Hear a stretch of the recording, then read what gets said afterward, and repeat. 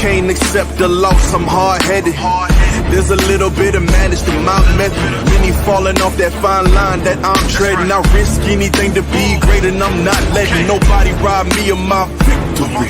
Number one, that's what I'm meant to be.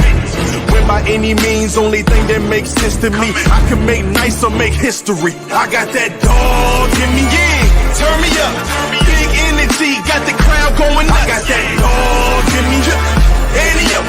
I take on anyone, I don't need a one-on-one. I got that dog in me, yeah. I'm talking all bite, no bark. I could rip your squad apart. I got that dog in me, so what's up? Yeah. So what's up? And how you doing, Rich? Thank you for joining us. I saw you pop up as soon as the intro came in. Yeah. This is Shots from the Sidelines. That is Seth. What's up, Rich? How you doing? I'm doing great. Outstanding. So, is it Rich or Rico? Rich, Miss Jackson, if you're nasty. Oh, there you go. We like it nasty. Yeah, thanks for being here. Yeah. So just a quick introduction. Rich is a writer for Blitz Media. He basically is a big time into NFL analysis. Basically has been writing articles for a few months now, at least. I want to say longer than that because I've been reading a lot of your stuff, man. It's been very good and very enjoyable. I told Seth about you. You're a Bears fan, which is A-okay with me. That's why it's good. And now I get it. Now you get it? Yeah, now I get it. Bears fan. But sure, by all means, please go ahead and introduce yourself. All right. Yeah, so Rich Santoro. My handle is says me or says underscore me one. I grew up in Chicago, lived out here my entire life. So grew up with the Bears. Was there in '85 when they pulled it off. The hard part is that's the only celebrities we got in Chicago is the '85 Bears because no one's come along to really replace them. So I've been obviously following the sport forever, and about a year, 2 years ago, I really kind of went deep into the analytics side of it, just on my own. I put together a video series. It's on YouTube where I kind of do a fact-based approach on the greatest running back of all time. Mm-hmm. Of course, the driver for that was trying to ascertain where does Walter Payton really fit in the hierarchy. So from there, I said, you know what, let me get on to X because I didn't have any social accounts. So let me get on to X and let me kind of plug my videos.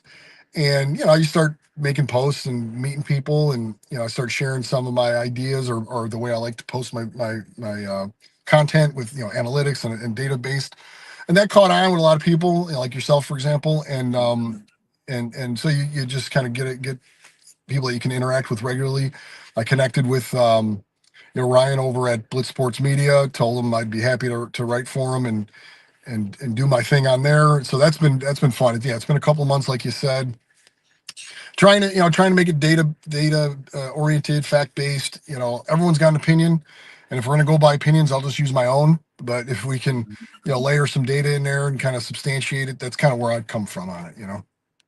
And I definitely understand that because if you have followed up on some of my posts and stuff, I'm very opinionated on a lot of things. And everything. Like I literally, when I found a couple of your articles, I sent them over to Seth and I was like, look, dude, this dude really puts it down in depth.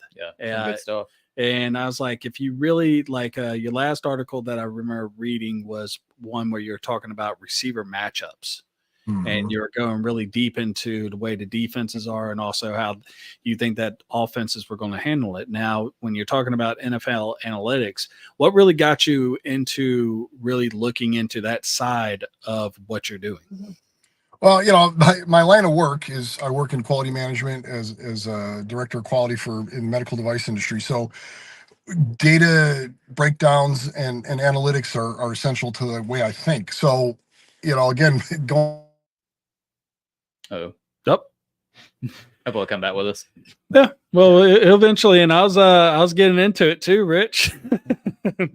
Yeah, speaking of analytics, that's what basically every team is going by these days. When you talk about fourth down situations, mm-hmm. Just how the numbers have just kind of dictated, whether to go for it, not go for it. Right. It used to be more of a feel for these coaches. And now it just seems like they just follow the formula. Well, that and if you ever really watch, like whenever you see a coach and everything, and he's about to make up that big decision, I guess Dan Campbell is probably the, well, not the latest example, but he definitely is someone that is someone that you really think about that does this. Yep. Sorry about that, guys. Technical difficulties. So, I think I was talking about, it's my line of work. I get into the analytics. And so if you have a question, how can you find the data and process that data in a way to answer the question? So, when I started going, okay, who is the best at this? Or what does that mean if these two guys run into each other? What can the data tell me as a lead into drawing my conclusion? So that's just how I think. I want fact-based analysis. Doesn't mean it's the absolute truth. It's more like indicator, hey, I think this guy's better because under these circumstances, the numbers show that he's done X, Y, Z. So I'm always, whenever I ask a question, I'm always trying to find a way to answer that question with some data to back it up. I'm guessing you're probably a big fan of the movie Moneyball. Yeah, that was good stuff. Absolutely. It was a great movie. Yeah, I mean, I hadn't really heard much about analytics until that movie and everything the Oakland A's did. But now analytics are just so prevalent in every sport. And when you briefly dropped, we were like, hey, let's carry on this because, in today's NFL and just about every sport, you really have a guy that is such as yourself that looks into the numbers of things and they'll look over it and be like, okay, what are my odds of this actually? What 4th and 2, 25-yard line? I want to go. I'm down by 4. Should I kick a field goal, hope for the best, or go for it, try to get it, going for a touchdown with like 5 minutes to go? So absolutely right. And this actually goes back. You see those like Girl Scout cookie sheets that coaches cover their mouths with. So some of their decisions are automated on those sheets. They can just kind of look conditional and make a choice because the analytics have already been kind of crunched. My only thing about the true approach to analytics is there's some standard questions, and so you can get some standard data to answer it. But really, a lot of analytics is just answering a question. So you might say, well, I got a very unique situation. I need, you can't necessarily crunch the numbers on the fly in such a complex way. So that's why, analytics isn't going to always give you the perfect result. There's like, well, a lot of people don't believe in analytics. It doesn't work because it didn't help these guys in this situation. Well, analytics isn't just looking at data and going from there with the bigger number. It really is trying to comparing different data sets to understand what you're trying to get at. So, in the moment, they've got some canned analytics, but in complex situations, they probably don't have what they need to use the data in that scenario. So, Rich, you kind of just opened up another question, not football related, but what is your favorite Girl Scout cookie? Definitely I can't even think what they're called, but the peanut butter ones and the chocolate covered. Tag-alongs. Yeah, those are really good. How about you? What was the peppermint one? Oh, that is Thin Mints. Yes, that is. Yeah, I'm classic Thin Mint all the way. Yeah, I think they have like an Oreo version of that nowadays that you can buy, but it's not like the Girl Scout cookies. No, that's correct. So, myself, of course, if you can't tell, I'm a Bears fan. My buddy here, Seth, we've known each other for 10 years now? About 10 years. Yeah. And this was really his idea to actually start up this podcast. And he's a Falcons fan. Uh-oh. Yeah. Yeah. Kind of like being a Bears fan for the past, 20 years. I mean, similar, similar courses we've been on. Is it? So big question for you is, a lot of people have asked me, like, how did you become, because I lived in basically South Carolina almost my whole life. And a lot of questions people ask, how did you become a Bears fan? Blah, blah, blah. I tell them my story enough. Of course you're in Chicago. So, that's a giveaway right there. Is your family like all Bears fans? Is there like, I was born on the West Side. My family is from the West Side, near Taylor Street, Tri-Taylor area.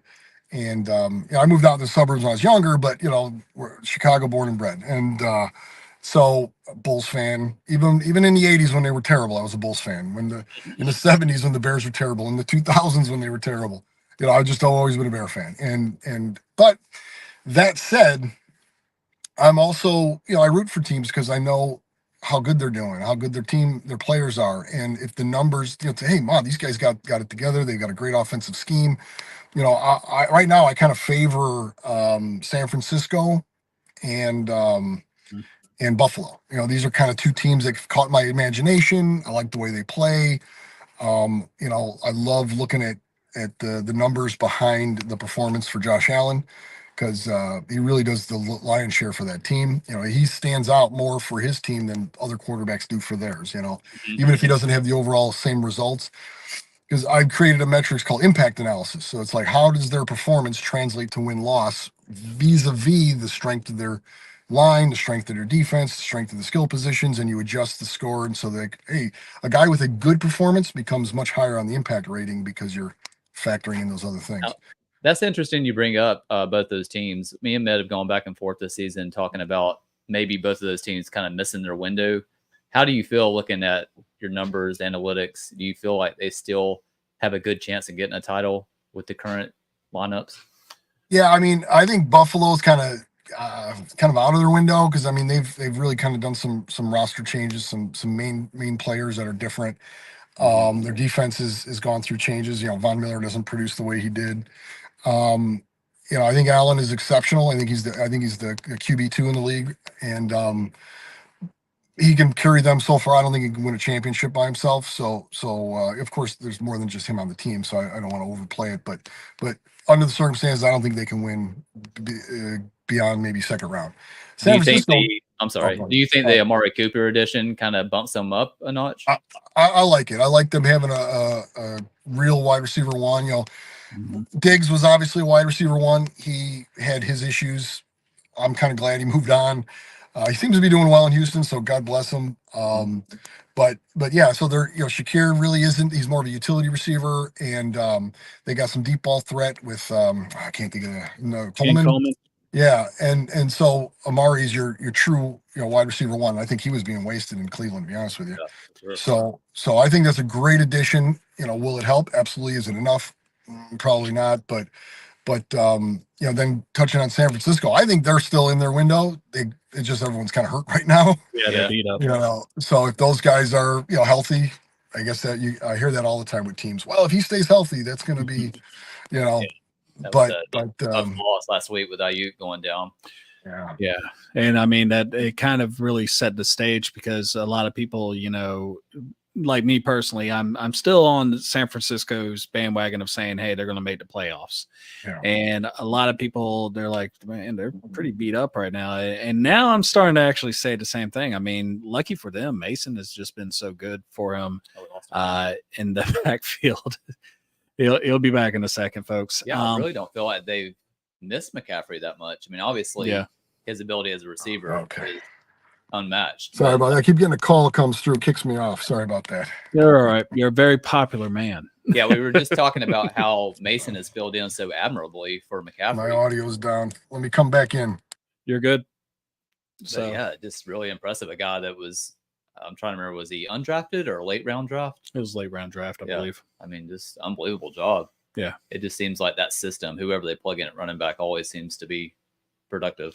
Yeah, and kudos to John Lynch for being such a great GM. Yeah. I mean, he's been just killing it. Yeah. So one of the questions that we were actually discussing, or not really a question, was a statement to where Mason was able to actually be plugged in right where Christian McCaffrey went, and has seemingly, for the most part, I mean, he was number 2 in rushing as of last week. I haven't been able to really look at the numbers this week, but I mean, still amazing. And I think, for the most part, San Francisco's offense hasn't missed a beat. It's just their defense hasn't been up to par. You think that's going to change when Drew Greenlaw comes back? Well, from my perspective, I mean, he's obviously a key piece of that. But again, one guy doesn't do it. But it's going to help. I mean, they're kind of big play. There's big play offenses. They're big play defense. They play well, and they give up a big play. That's the thing. I'm kind of like down on them. It's you'll get sacks, you'll get interceptions. I actually have their defense on my fantasy. They do well, and then all of a sudden the points go crazy because they just give up some big plays, and then I'm like, oh, what the heck happened? So maybe having that extra guy, that extra talent in Greenlaw will kind of fill in that gap. Whatever the letdown is that lets the big plays happen, maybe that will make a difference. So seeing you kind of open up fantasy, and we're kind of winging it right now because we're going to slide into I told him that we would be talking about of course Tennessee. He's a big Tennessee fan. I'm an Alabama fan. We lost. So in a little bit we're going to have some music play. Got awful music, but we actually got a question, and Yes. I think all three of us can hit up on this. Is the way that professional sports was ran in the 70s and 80s better than today by holding players accountable for the reckless conduct?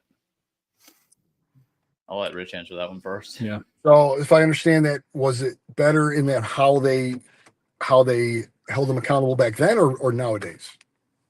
I'm thinking it's saying how they were. Was it better as far as how they were able to hold them accountable in the 70s and 80s as opposed to today?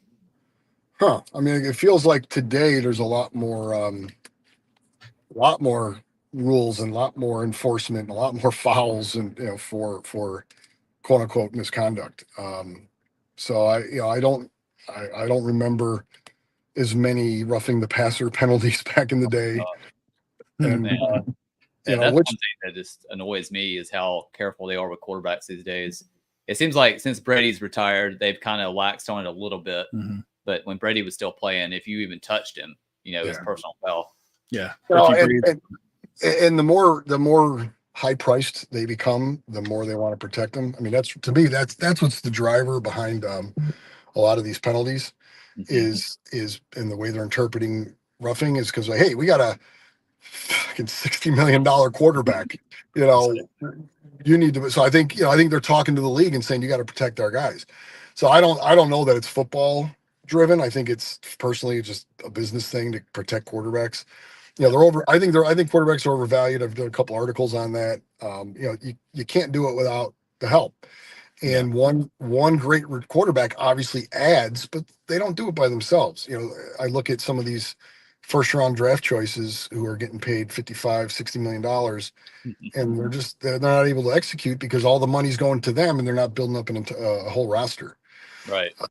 So that's what's driving the enforcement nowadays. That going back to that question. In the 80s, especially the 70s, but I think the rules didn't get put in place until they did stuff like Wilbur Marshall knocked out. I can't think of the quarterback. It was Hippel's backup, but I remember when Chuck Bedrock knocked out Frank Gifford in the middle of the game. Hit him with the cutthroat afterwards. So. That's right. Yeah. So I mean, so those guys were actually doing the plays that created some of the rules. So I don't know that enforcement back then was better or more stringent than what we've got today. Yeah. So what Latina and Callie is saying is contact outside the game if they got arrested or touched drugs. In my honest opinion, it's handled better now.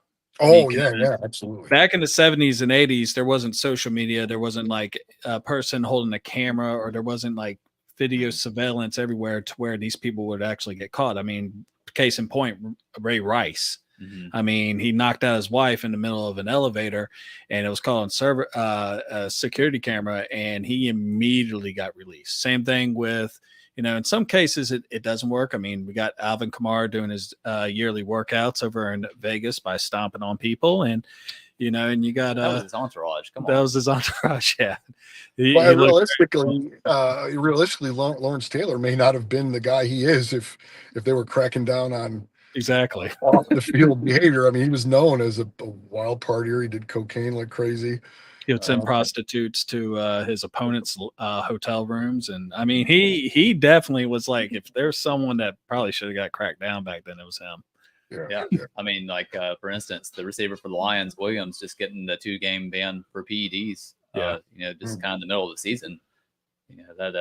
I think they really just strapped it down the last 10 years. And I mean, Greg Hardy had a pile of guns that he choke slammed his girlfriend on. I mean, it's stuff like that in the 70s and the 80s, you probably didn't hear it. I mean, Superfly Jimmy Snuka killed his girlfriend. And I mean, it's Yeah, you know, I got to imagine it was a little society in general didn't have it that exactly. It's different, I guess. Yeah. But that was actually a really good question, and it is from Snowman Multimedia, who is also part of the Shady Sports Network that we are a part of. So getting back to football and some of the trades and everything, we weren't unable to actually do anything last week. Like I've contacted you and I told you I was down in Florida. Basically, my wife had a thing with breast cancer survivors. So we went down there and I went down to support her. So we didn't do a show last week. So now we're going to be touching up on some of the trades that have happened. I guess we could do buy and sell on this if you want. Yeah, that's fair. All right. Let me go ahead and I'm going to drop just for one more second. I'll be right back. You're good. All right, I'll see you. Yes, sir. As he sometimes we agree with it and sometimes we don't. This is buy or sell. All right, buy and sell is basically when we actually weigh on some of the trades that have happened. And of course, there's been 3 major receiver trades. At least 2, and then one that would have been major about 5 years ago. But the first one on tap, we already kind of talked about it. We're talking about Amari Cooper to the Bills on a grade of, say, F to A. Where would you rate the Amari Cooper trade?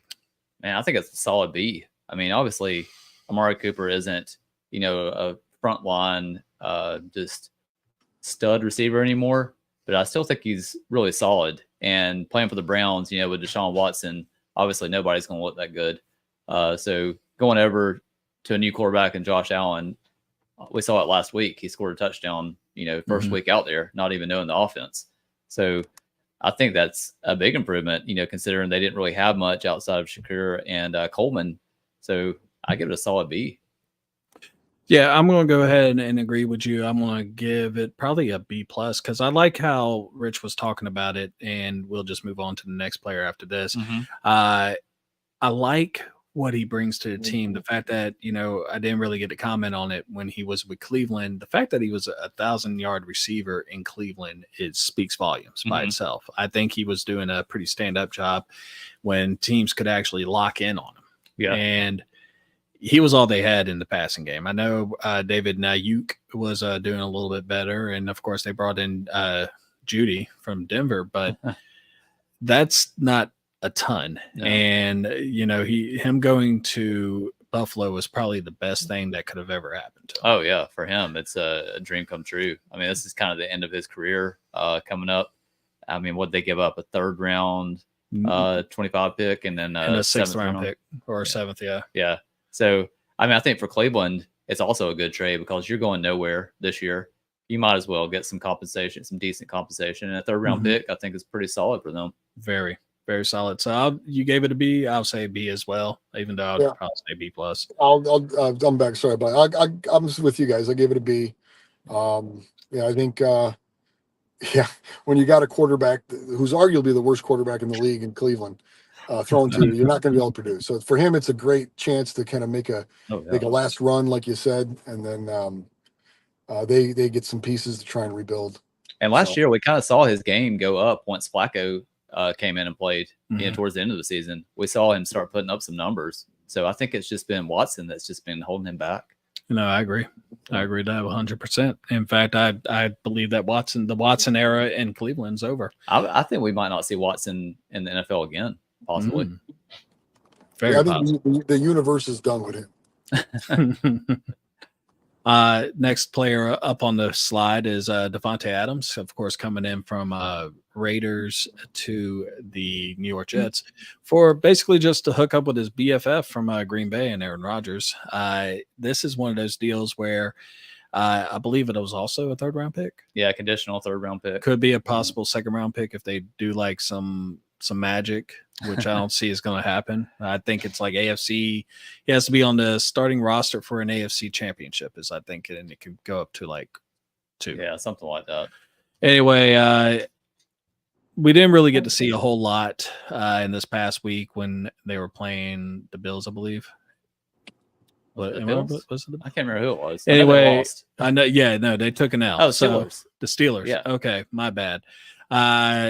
Yeah. So, what's your ideas on that? I mean, I look at it from a financial standpoint too. Is that they're just at this point they're going to be screwed. Is Rich still with us? I'll let him go first. He's here, Rich. Oh yeah. Well, I like Devontae Adams.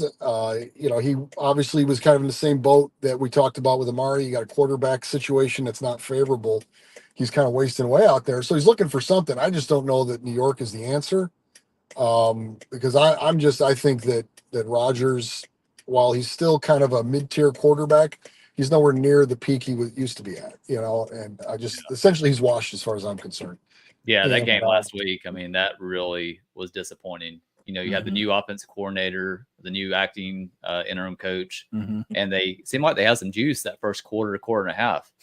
And it's like Russell Wilson found his game in the second half. It was just, it wasn't even close. He took a time machine back to Seattle. And even if you look at Devontae, both last week and the week before, he had 9 targets and he only caught 3 and 4 passes, respectively. So he's down at like 44, 33%. Catch rate. Not all of those are passes that he missed or dropped, but he's not able to get the production that we expect from him. So it's just, it's not a good situation. I mean, that's one thing that I personally drafted Garrett Wilson in my fantasy league. And it's been a big disappointment going from Zach Wilson to Aaron Rodgers. You thought you were going to get this big boost in production. And it seems like, if anything, his production's gone down a little. Yeah. So, yeah, I mean, adding Adams, that's going to take even more away from Wilson because Rodgers is going to force feed Adams.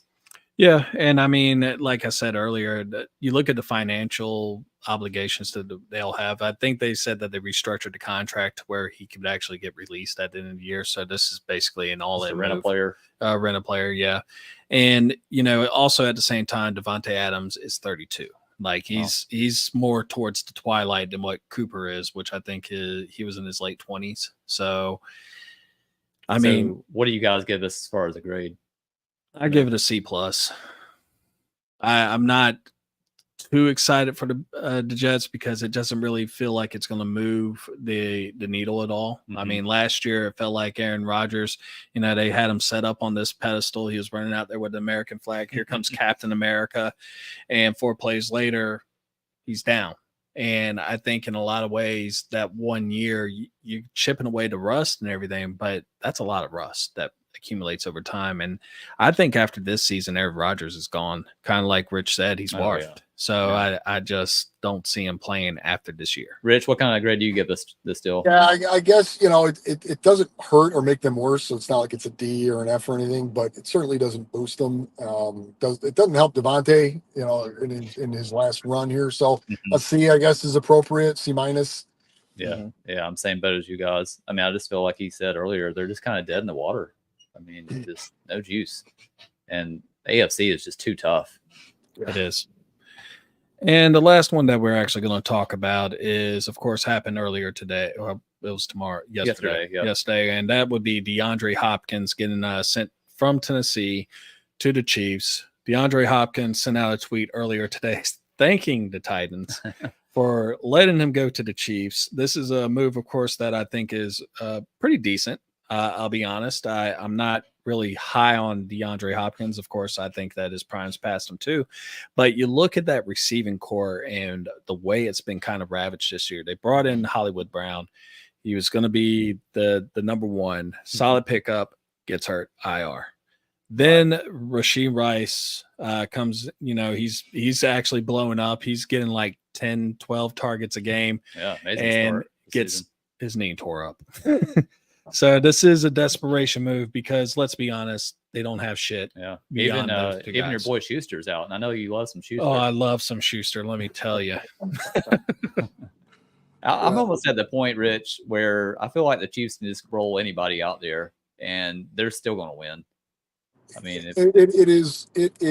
This is why, I say, I was kind of with a couple of years ago, everyone loves Mahomes, so I don't have to love him. And I was kind of down, dubious about him, but I'm like, you know what? I have to give up. The guy is just incredible.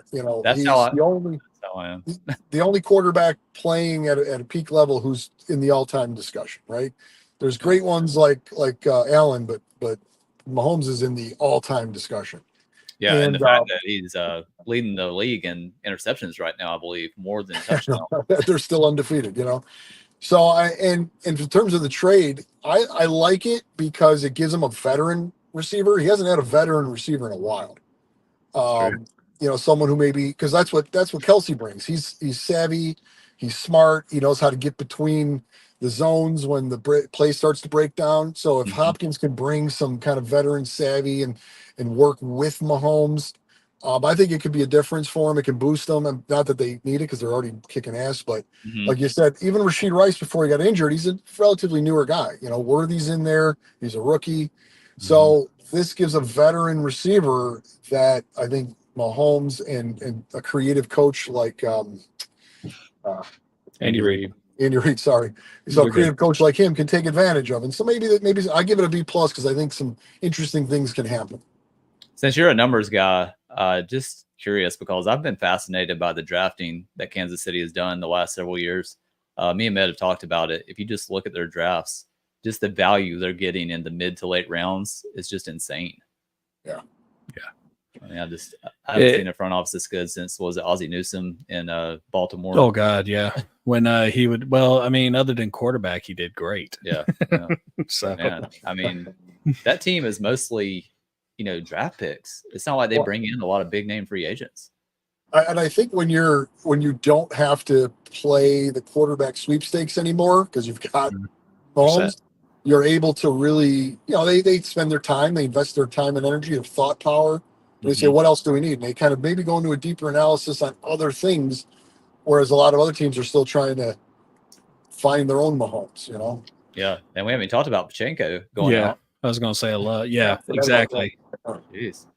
But you look at what they brought in right afterwards. Other than Clyde Edwards-Helaire, they're pretty solid outside. I guess he's okay, but Hunt's been doing a great job. Yeah. Hunt's just that guy that everybody brings in once their running back gets hurt. They're like, hey, go get some Hunt. So just quickly with their team and everything, kind of like touching up on what Rich said and everything, is he's correct on the fact that they got the guy. Let's be honest, a lot of people always do the what if, with the Bears as far as who we got instead, which was Mitchell Trubisky. I was more on board with Deshaun Watson, of course, before what happened in Cleveland, but that's who I wanted us to get. And everyone's like, man, could you imagine who if you got Patrick Mahomes? And like you kind of said, they did their homework on the kid. Yeah. And they knocked it out of the park. This is a guy that is playing right now that a lot of people consider to be a top 10, if not top 5 quarterback in NFL history. Yeah. Oh, definitely. So, if you look at the history of Texas Tech quarterbacks, it's not exactly sparkling. Yeah, great list of NFL prospects. Would you agree to say that the guy that was the biggest athlete that came out of Texas Tech was probably Michael Crabtree before this? Probably. Yeah. Yeah. So, and then like Rich said, they were able to really focus on other areas. Like for instance, they needed a running mate for Chris Jones. Boom. They got Kalafdis from Purdue. They were able to draft someone like Ladarius Sneed, who isn't with the team anymore, but he was huge last year. OJ McDuffie, you just go ahead and name them. And they're doing it at the same time where people said, like with New England, you're not supposed to do it in the salary cap era. And here they are, they're doing it, and they're doing it really well. And, congratulations to them. I can't really hate them. I just wish that we were like them. Oh yeah. Right. Yeah, I'm jealous. And the kicker is, it's like, how tough the AFC is. We all talk about that. They're the dominant conference, but even that is dominated by the Chiefs. Exactly. It's just so the NFC it's a sad state.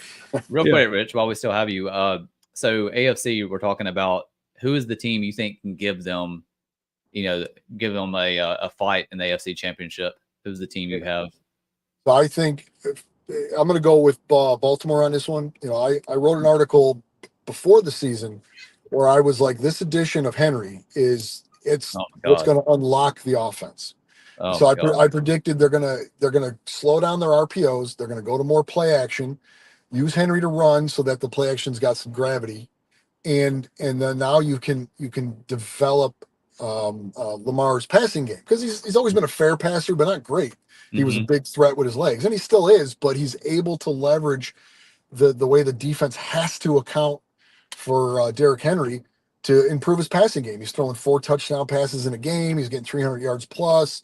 He's got one interception only. So I mean, he's been really performing in the passing game the way he's never done before. Yeah, it's been unbelievable. I really think that complementary football that they're getting out of leveraging Henry is the difference maker. So they're the number 2 team that has a shot to dethrone the Chiefs. Yeah, I agree with that. I mean, their defense isn't exactly what it's been the last Right. several years, Mhm. but offensively, they're just putting up tons of points. And Henry, I mean, I was wrong about Henry going into the season. I thought he was pretty much done or close to Yeah. done. After the first game, you look like you're right. Well, I had no idea that he dropped like 25 pounds in the off season. I mean, he just looks phenomenal out there and still has that elite speed at that size. Yeah, I was worried about their, they weren't their play action pass, for example. If you watch those first 2 games, it's like this lazy 3 yards apart. So they Mhm. weren't in their groove, but Mhm. they kind of hit their stride. They're making the plays now.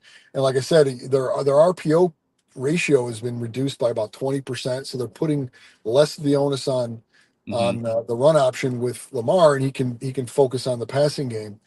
And they've upped their play action. I mean, that's probably up another 15-20% from their typical year. So this is a change in the offensive scheme, and it's really working. And I, kind of plugging my article, going back to it, the one I wrote, I highlighted that a lot of great old school backs in year 9 and 10 had some of their best years, and I think Henry's the kind of guy that's going to have a great 9th season, which he is. So, he's a throwback. He's that kind of big, all-purpose power back. But he's also fast. Mhm. He's not the utility back that you see a lot today, like an Eckler or Like something Austin like that. Eckler, yeah. Mhm. Yeah. So I think he was made to have a big 9th season, kind of throwing back to Peyton and Barry Sanders and some of those guys. I think we're so used to seeing that age 30 be a big drop off for guys. It's just so, weird to see a guy just thriving at that age this year. I Mhm. mean, Aaron Jones is another one, 29 or 30 years old, that's having a great season. Right. Yeah, there's a few, because even last year, Mostert, I think he was 31. He led the league in rushing touchdowns. Yeah, that's right. So there's moments. There's some guys that can do it. It's obviously not universal, but yeah. And this year's been a resurgence of the run game. Yeah, Very true. I mean, you got wide receivers going down left and right, but the running backs have, for the most part, stayed healthy outside of maybe Pacheco. But what do you think, Matt? Do you think the Ravens are the only ones that can give them a real threat? I think with what you just saw with the trades and everything, I mean, you could possibly. I wasn't really sold on the Ravens at the beginning of this year, because I really felt like, there's a reason why there's only 2 players that have ever beaten Patrick Mahomes in the playoffs, and that was Tom Brady and Joe Burrow. And, that's just one of those deals that I really kind of look at it. And, they know me personally, I don't believe in Lamar as being the guy that can actually lead you to a Super Bowl. I think he needs the people around him to help him lead them to a Super Bowl. And Derrick Henry, I mean, coots to him. I mean, he's got a much better offensive line blocking for him now. They finally got the receivers. I'm still waiting for Tez Walker to go out there and just blow it up one good time. But when I this season first started, the team that I went with was the Houston Texans. And a little bit disappointing with them. The last couple games, yes, it's been a little disappointing, but I mean, that's just the way it is. Yeah. And I mean, you had Nico Collins just balling out and then getting hurt. Yeah, so that slowed him down a little bit. But I mean, Mixon's playing out of his mind right now. So I mean, I wouldn't throw dirt on them. I still think they have a really good team, but I think they're still a couple years away. Yeah, I agree. I think that's a good point, calling them out. They are a team. Maybe not as much so much as Baltimore. Although the defense is probably a little bit better than Baltimore. So that's a good additional call out there to say who can challenge. Actually, I think they're a better team than Kansas City on paper, Yeah. but it's that's why they play the game, though, right? Yes, sir. And so I'm going to move us along because we're hitting the 40-minute mark and we got a football game later today. So I'm going to go ahead and, Rich, I'm going to apologize for this. But we're going to hear some, God, I can't believe I'm doing this. Rich like college football? I guess we will after this.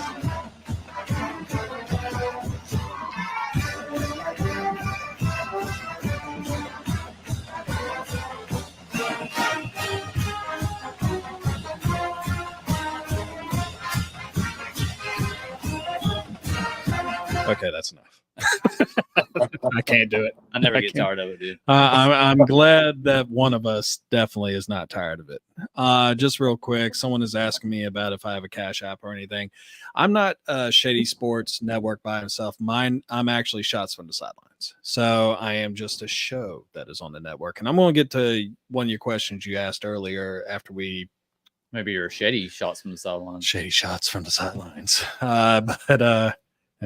That'd be a good tagline. So, of course, when I bring this up, for 15 years, basically Tennessee was Alabama's doormat, and it is what it is. Every week that I knew that the third Saturday in October was coming up, I knew I was going to go ahead and write a W in that column.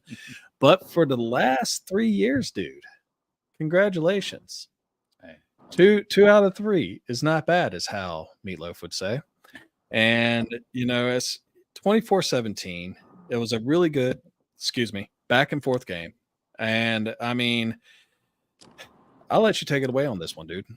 Yeah, it was a little bit sloppy, especially the first half. I mean, you had Tennessee basically doing nothing on offense, and then you had Alabama not taking advantage of the turnovers, 3 turnovers in the first half. And Milroe just wasn't, on his game the other night. And he's had a couple bad weeks since that Georgia just breakout where everybody basically said, this is the Heisman favorite right here. So I don't know, man. It just seems like they're not rolling him out as much, not giving him as much freedom to run the ball, which I think is his biggest attribute. I agree. But, obviously Ryan Williams, the stud freshman, people have been kind of clamping down on him the last couple weeks because he is the main weapon. And the running game, you just don't see Alabama not use their running backs like this new coach is doing. They just use them, maybe 5 to 6 carries a game. And you got 2 really good running backs in Jam Miller and Justice Haynes. I'm sorry.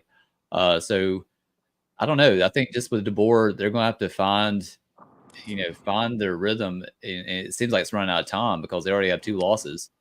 But I don't know. I mean, Tennessee just did enough to kind of skate by because Nico has been kind of hitting the, I guess, sophomore slump, even though he's a redshirt freshman.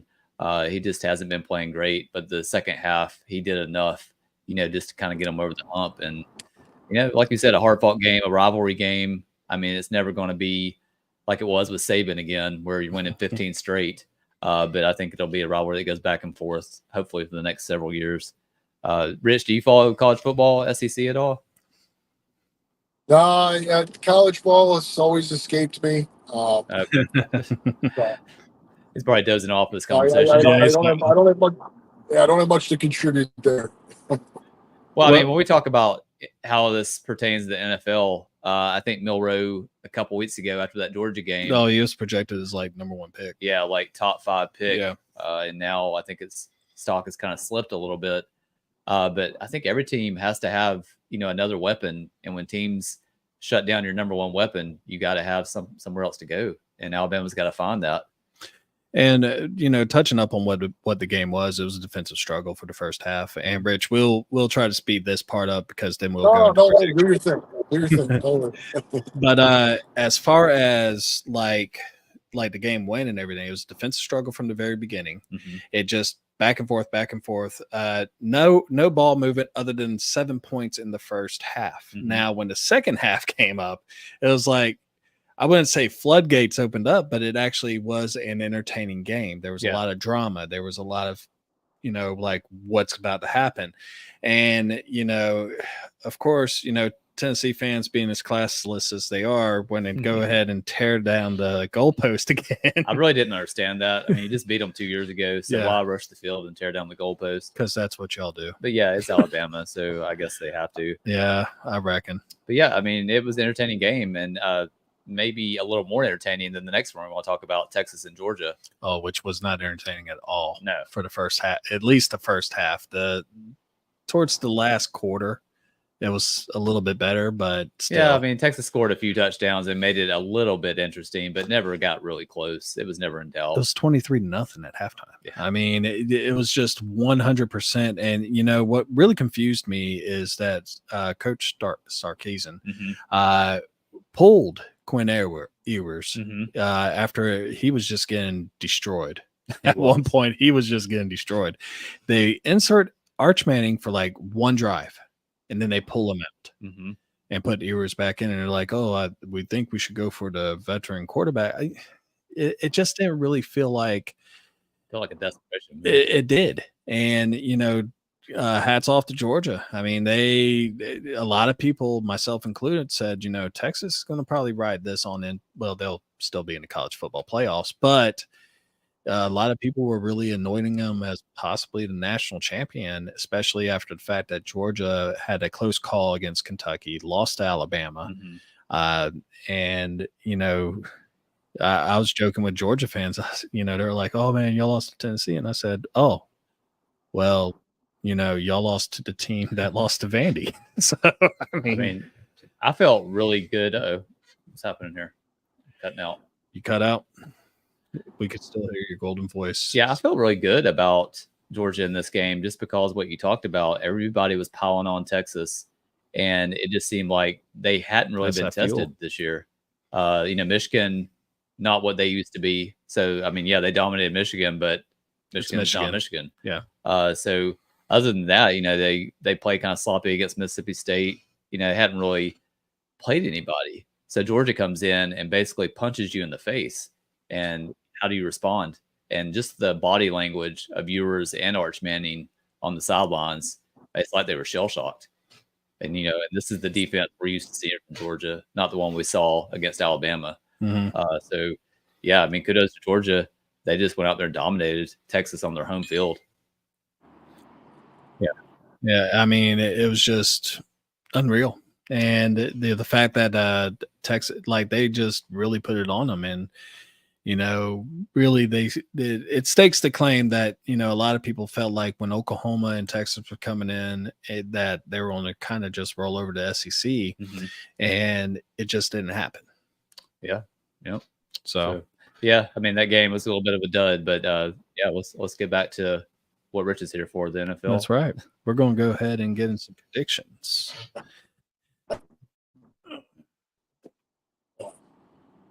I'm sorry, I'm getting all of my notes that we have acquired. So the first game that we are actually going to talk about as far as predictions, Rich, it will be the Vikings and the Rams. And, you know, right now the Vikings are coming off a loss to Detroit, 31-29, last play of the game. Sam Darnold gets knocked down. And right now, Sam Darnold's having pretty much his career year. And you know, it's kind of feel-good story. You know, I don't care for the Vikings, but I do like Sam Darnold. And I'm happy he's succeeding. He has 66.5% of his passes are completed for a little over 1,300 yards and 12 touchdowns to 5 interceptions. And of course, you know, this is all due to the fact that he now fully has his complete receiving core. TJ Hawkinson, I believe, is coming back tonight, isn't he? That's what I heard. I never saw the final, decision if he was active or not. Well, I saw him on the gambling site, so I'm assuming that he's there. So yeah, I mean, I know Nakua and Cup are both back tonight, so it should be a fun game. Yeah, it's going to be a better game than what normally would happen. Now, I'm not really big on Matthew Stafford personally. I just think that he is ready to go ahead and ride off into the sunset and into a gold jacket eventually. But wow, that's a bold call. Rich, do you agree with that? I do think he's kind of on the tail end. of course, not having your top 2 wide receivers is going to affect your performance. Mhm. And so he hasn't looked good this year. He's only got 3 touchdown passes against 4 interceptions.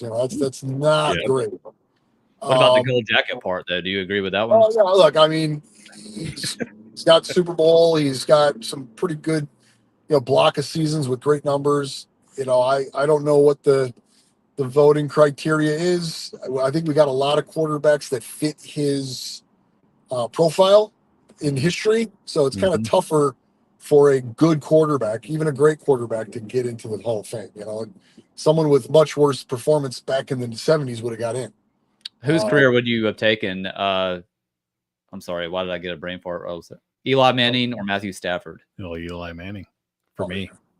Yeah. Just I mean, because of the Super Bowls or career? Take out the Super You're Bowls. okay. Well, if you're to go career, then you'd probably go Stafford. But I mean, let's be honest. You look at Eli Manning; he's the goat slayer. I mean, he's the guy that beat the goat 2 times. Yeah, So I you think don't- he's. Go Oh, ahead. sorry. Go ahead. No, go ahead, Rich. I'm sorry. I think he's more likely to get in than Stafford. Yeah, I agree with because again, Stafford had a great career, great numbers, great performance, but there's a lot of quarterbacks out that match that. Yeah. Whereas Eli Manning's got some unique things that make him, famous, so to speak. Very true. So who you got in this game, Ed? I am actually going to go now that they got Nakua and Cup back. I kind of want to go Rams, but I think the Vikings are going to take this. They got it. They got all their offensive weapons back. I mean, if TJ Hawkinson does not play, big whoop. They still got Addison. They still got Justin Jefferson, the best receiver in the game right now. And that defense is by far one of the better defenses that really doesn't really get to do that they deserve. So I'm going to take the Vikings on this one. Rich, what do you think? Yeah, that's my pick. Like I said, Stafford's had some trouble. It's easy to attribute it to the receivers, but I do think he's not performing great. Plus, Puka's back. He just came off of the IR. Is he going to get full snaps? I don't know that they're going to use him, just like pick him up where he left off. Same thing with Cup. Just because they're back doesn't mean we're going to get instantly their peak performance. So I love Kyron Williams. I think he's a big difference maker, but Aaron Jones is great. The receiving core, like you mentioned, is great. So I'm going with Minnesota. Man, I'm going to go against the grain here. I'm going to go with the Rams. I just like controversy. I know Stafford hasn't been playing great, but I've been noticing the Vikings secondary has been slipping the last couple of weeks. If you look at their rankings on pass defense, I believe they're 30th or 31st against the pass. They're great against the run, but not against the pass. So I'm going to go with the Rams. Nice. Just to be the contrarian. No problem. Look, any given Sunday, right? Right. Any given Sunday. Or Thursday. Or Thursday. I like that. Much better. Next game up, Washington versus Chicago. Now, this isn't really because Says Me got on here. It's because really and truthfully, when I picked these games, Jay Daniels wasn't hurt yet. It was going to be one of those 1 versus 2 type games. Washington coming off a huge victory, 40-7, that he had really nothing to do with. Marcus Mariota came in, blew the lights off, looked like the player that was going to be the savior of the Tennessee Titans. Passed for 78.3% completions, 18 of 23, 205 yards, 2 touchdowns. Scary Terry McLaurin is still looking really good, and Zach Ertz is finding basically a fountain of youth right now. He's doing really good. Now, of course, Chicago, we got our dude now, Caleb Williams, 1,300 yards passing, 9 touchdowns, 5 Looking better every week. Looking better every week. In fact, week 1, here's you some stats, Rich. He had a 55.7 passer rating that has since gone up to 124.4 in week 6. So the only other week that he had worse than his first week was, of course, that debacle that was against Houston. It's going to be I don't know if it's going to be as high a scoring game as most people think. I mean, this was the Panthers that Washington trounced, but I mean, at the same time, Marcus Mariota has proved that he can be a guy that holds up teams. I just don't see it because let's be real. The sideshow is going to be according to this, the rankings and everything, the Bears offense is ranked 29th. Washington's defense is in the 20s as well. And then you look at the defenses, both the defense for the Bears is third. The offense for the Commanders is third. So that's what you're going to see. What do y'all think? I'll let Rich go first. He's the guest. So you're looking at those numbers, saying how far back the Bears offense is. A lot of that is the drag from those first few weeks, right? So if you looked at like just their last 4 games, they're going to rate much better. Mm-hmm. And I was dubious about Caleb. I didn't just get behind him because he was the new guy. I wanted to see him perform, and he's been. This is the best receiving core that the Bears have had in the history of the franchise. Agreed. And so that gives him, now that he's stepping up, he's able to hit those targets. Komet has just really come out as one of the better tight ends in the whole league. And Swift has finally found his footing. First few weeks he was looking terrible. Yeah, looking much better. Yeah, and regrettably, I cut him early from my fantasy team. And he's I was going to say, Meb won't even put Komet in the starting lineup. Do you believe that, Rich? In his fantasy lineup? Oh, he's in there now. He's in there. Well, I'll tell you, but so you got Komet, you got Swift performing, you've got a great receiving core. Allen's back after a couple of weeks of injury. I think their defense is, we know it's fantastic. Their offense is performing better than that 30th rating that you touched on. I think it's the Bears. Yeah, I'm going to agree. You picked the Bears also, right? I want to pick the Bears too. I agree. I don't know. I guess Jaden is still questionable, but most likely not to play. Week to week with a rib injury. Okay. So, I would love for him to play just because I think it'd be a really fun game with him in there. But, you talk about 2 quarterbacks of the future. We're looking at, 2 guys that are going to lead the charge going forward. I think the Bears defense, I just trust them more than the Commanders right now. Although I think Dan Quinn has done a fantastic job, and he would probably be my coach of the year right now. Well, and, looking at that, because he, of course, is a defensive guru and everything like this, I have stats on that. Yeah. So 70.2 completion percentage since he has been the coach of the Commanders. They have allowed 12 touchdowns so far through the air. Only 4 teams have more than that. So Rush D is at 4.9 yards per carry, which is okay because we're only averaging 3.7 right now. But one of the next teams, the team that we're going to be talking about after this, the next game, one of them has the lowest. So that kind of foreshadows it. But like you said, Komet, he's just been killing it.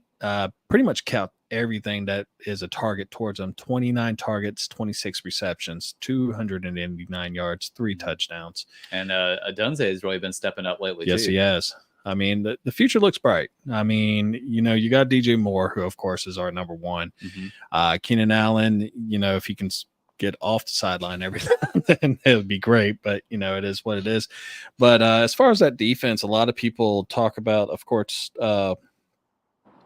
TJ Edwards, of course, leading the team with tackles right now. It's actually, in my opinion, the one that really makes that defense what it is Javon Dexter, who right now has just been a man on a mission. He has 4 sacks already, which is incredible for a defensive tackle because normally you're fighting 2. That is impressive. 2 1-on-2s all the time. You're double teamed all the time. So Dexter has been he was really good last year. He seemed to have stepped up his game, which also frees up Montez Sweat and Austin Booker on the outsides. It's going to be a great year. Yeah, I've been really impressed with them. And we both said before the season the Bears were on the uptick big time. As long as Williams worked out, which so far it looks like he's going to, this is a team on the rise. And that whole division has just been superb. All right, we basically have time for one more. We're at the 59-minute mark, and then like I said, I'm going to hit that one last question that we had. Rich dropped again, so maybe he'll come back on in a minute. Last one.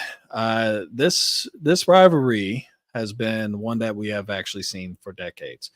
We're talking about the catch.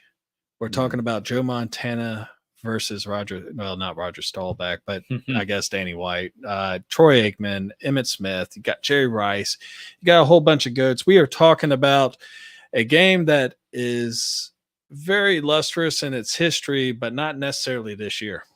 Right. Yeah. I mean, a lot of the luster has been taken out of this game by how Dallas has performed recently. Just when they get beat, man, they get beat down. They get beat bad. They get their money's worth.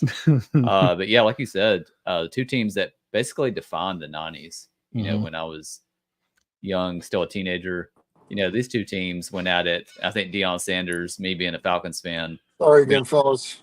Oh, you're good, Rich. Welcome back, Rich.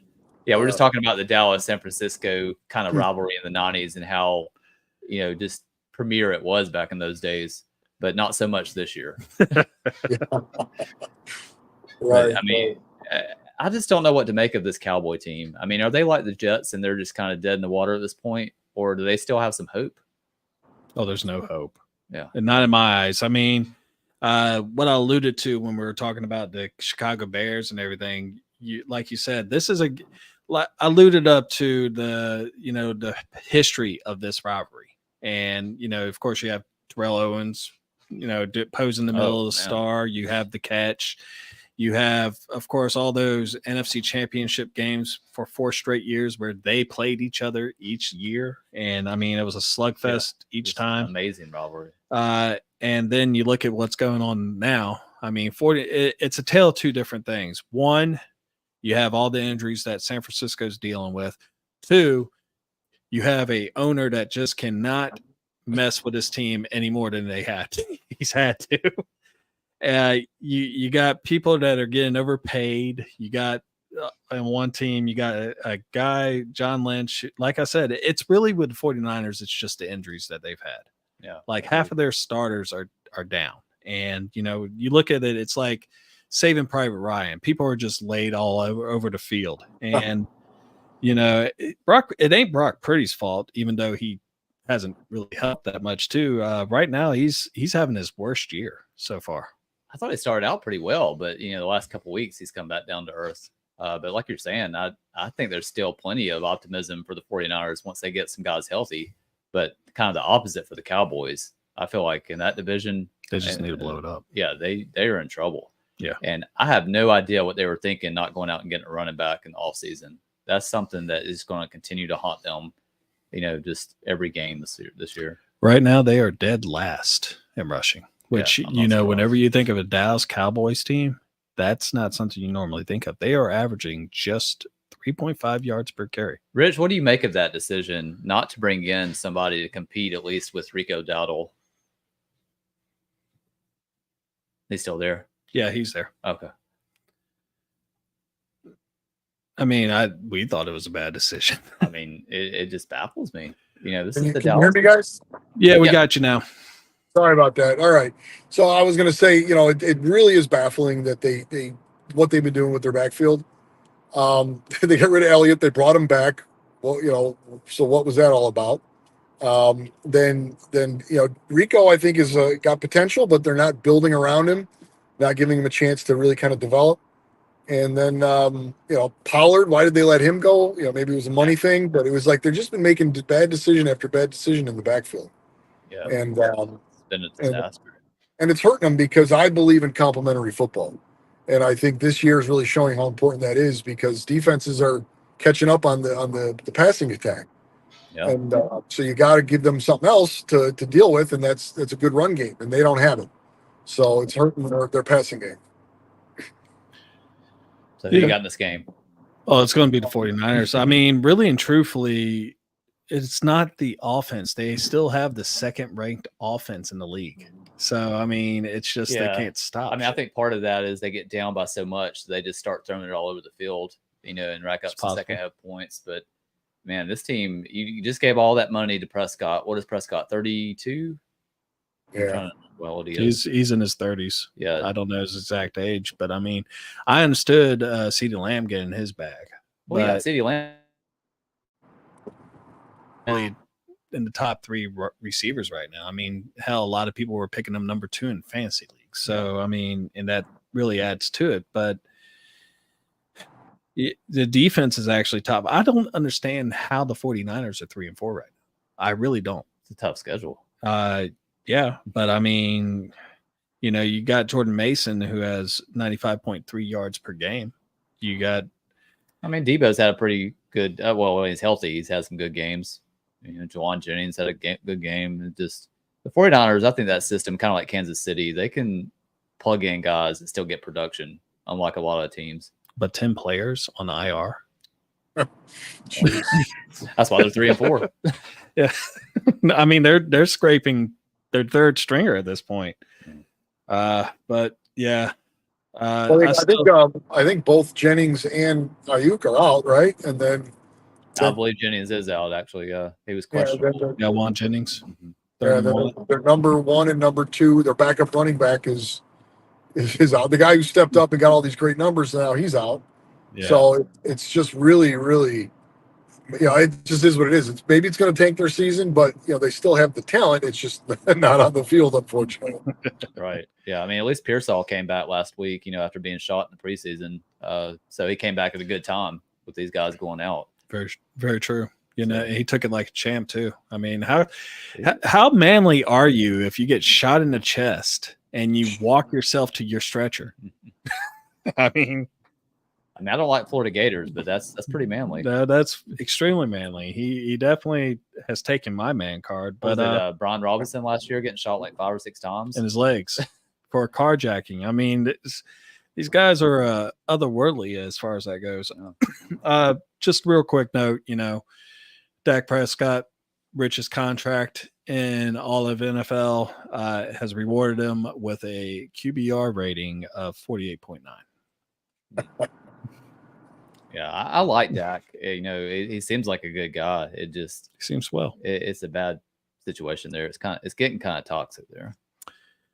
Yeah, it's so as far as this game, you got the Niners, obviously. Rich, I mean, any doubt in your mind? Niners. Yeah, I got Niners. Of course, I wouldn't be surprised if they can't get it done because of, like we were talking about, the injuries. But I still think they're a better team right now.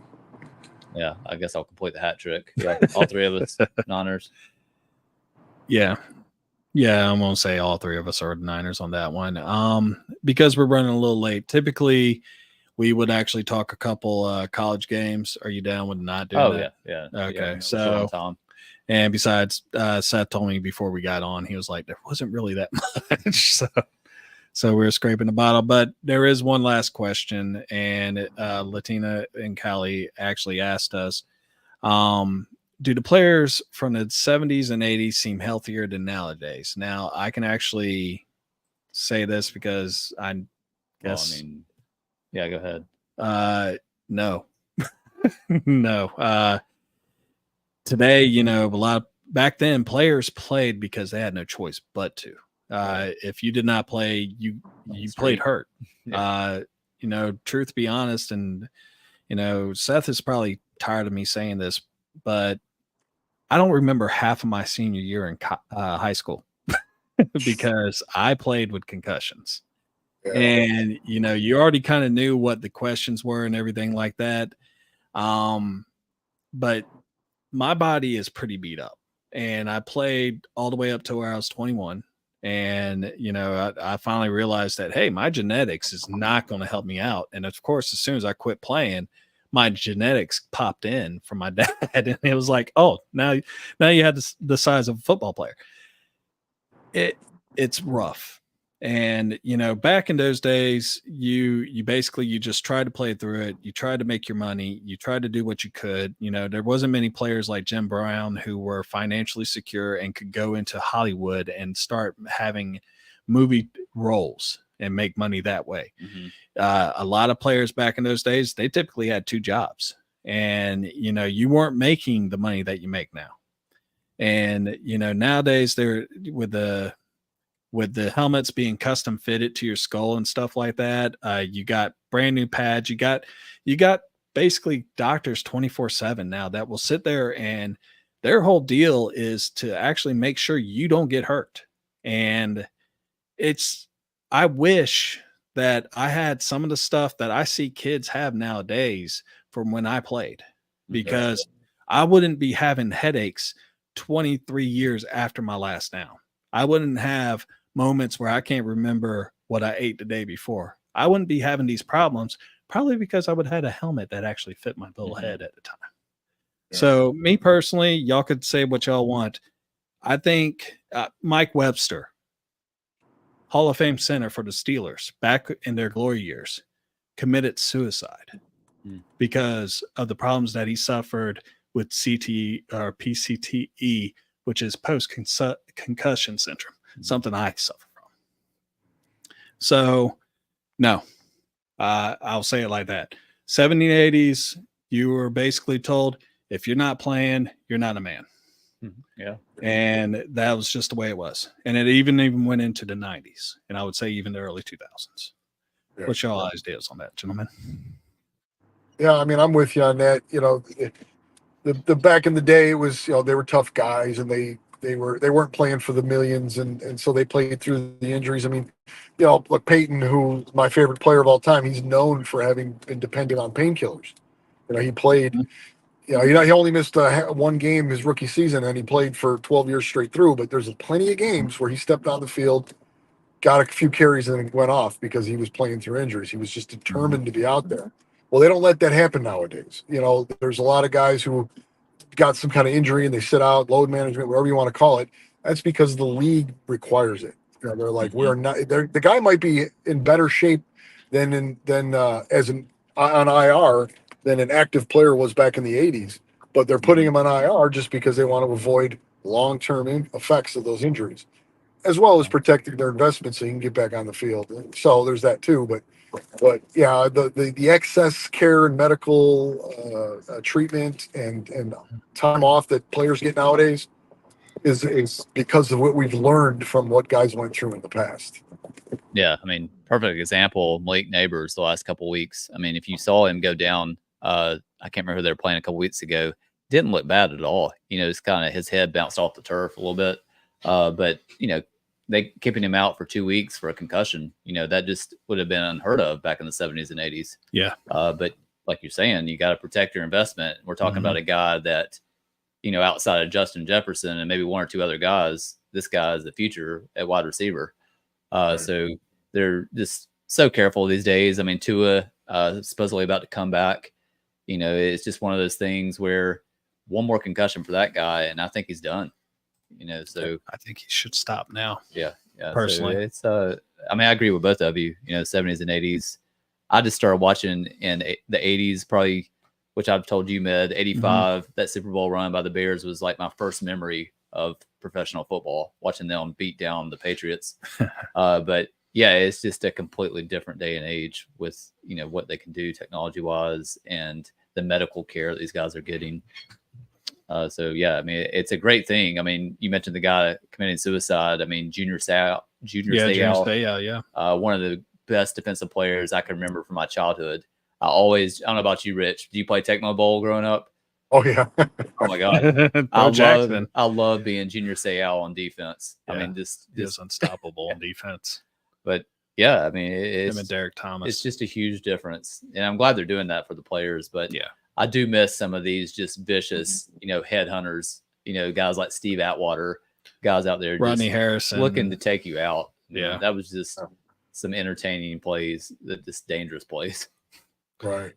I think that they've kind of I think they've overcompensated. Hopefully they can recalibrate. You know, we don't want, you know, guys like Lester Hayes who are headhunters, but we also get a little bit too, you know, guy makes a sack, he kind of lands on top of the quarterback, and suddenly what was a game-changing sack becomes a game-changing 15-yard penalty. Exactly. I'm trying to remember, maybe one of y'all can help me out. It was either last week or the week before, a defensive lineman comes in, and it almost, you could see him let up when he was about to tackle the quarterback because he didn't want to land on him.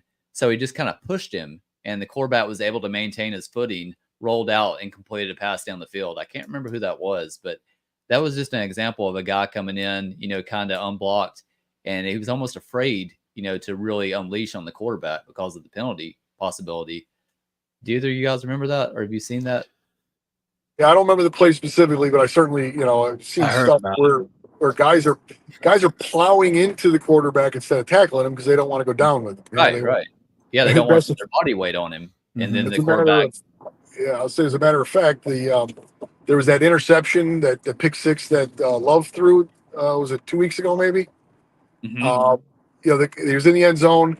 He got clocked with a power hit, and I was like, why didn't the guy tackle him? But Right. since he hit him, he wanted to just knock him down, and unfortunately, it turned out to be a pick six for him.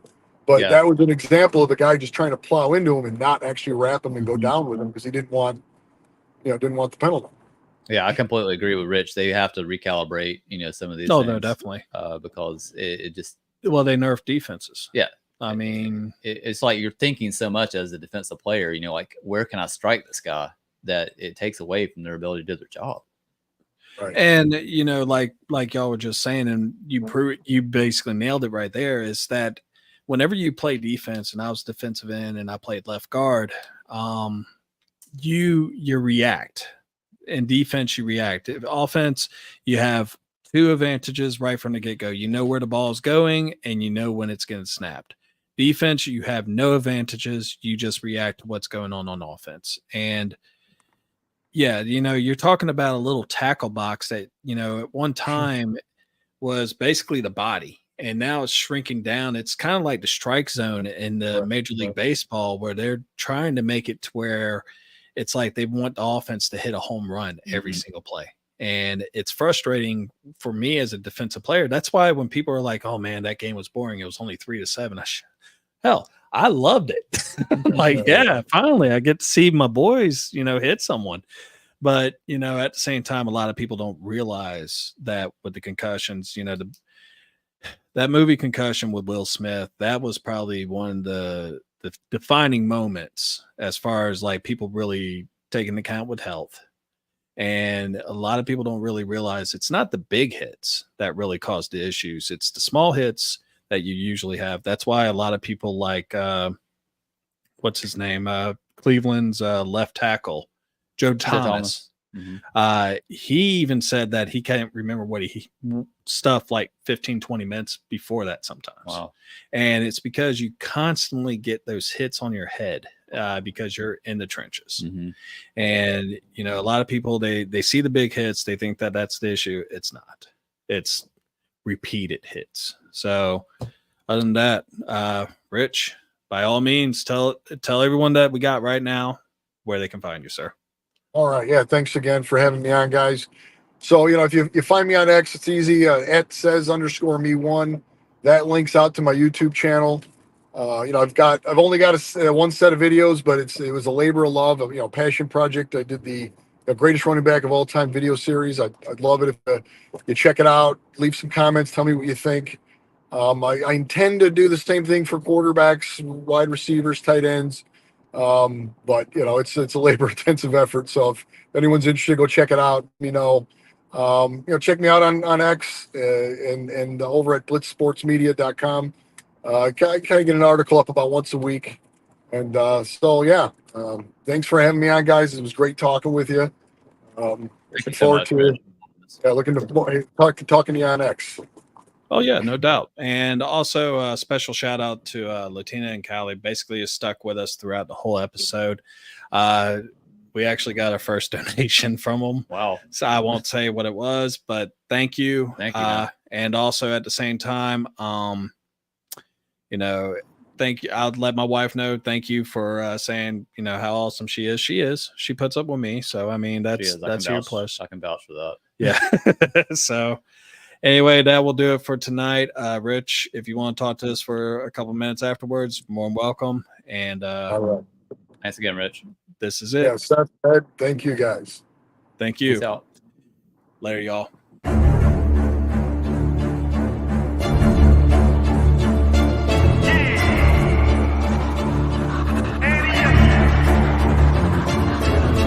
Can't accept the loss, I'm hard-headed. There's a little bit of madness to my method. Many falling off that fine line that I'm treading. I risk anything to be great, and I'm not letting nobody rob me of my victory. Number one, that's what I'm meant to be.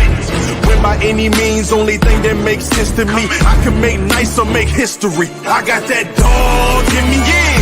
Turn me up, big energy, got the crowd going nuts. I got that dog in me, yeah. I say go on anyone. I don't need a one-on-one. Got that dog in me, yeah. I'm talking all bite, no bark. I could rip your squad apart. I got that dog in me. So what's up? Yeah, yeah, yeah. So what's up?